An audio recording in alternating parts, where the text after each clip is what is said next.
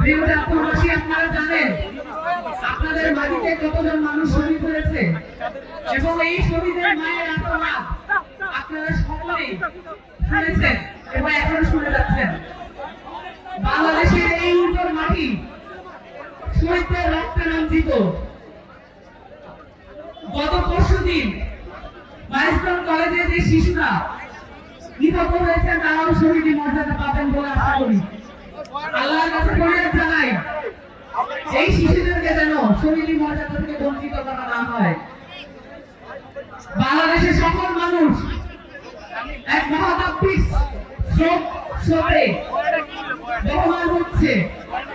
এই স্রোত খুব কঠোর চলে যাবার নয়, কারণ আমরা যখন দেখি আমাদের সেনাবাহিনী এবং বিমান বাহিনী অকার্যকর ভূমিকা বিভিন্ন ক্ষেত্রে, তখন আমাদের মনে প্রশ্ন জাগে এই বাহিনীকে আমাদেরকে নিজেদের করে গড়ে তুলতে হবে।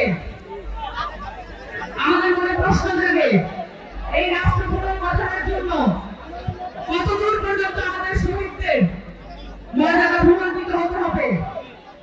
আমরা দেখতে পেয়েছি এই অন্তর্বর্তীকালীন সরকার জুলাই অভ্যুত্থানে 2000 শহীদের দায়িত্ব নেয় নাই, তাদের পরিবারদের দায়িত্ব নেয় নাই।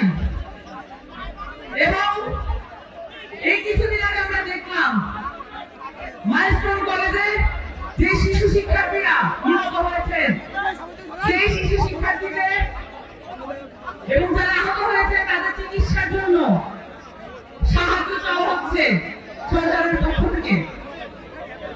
আমরা বিস্মিত হয়ে লক্ষ্য করি একটি অন্তর্বর্তীকালীন সরকার এমবাসি ব্যাকআপ নিয়ে নিজেদেরকে একটি নির্বাচনকালীন সরকারে পরিণত করেছে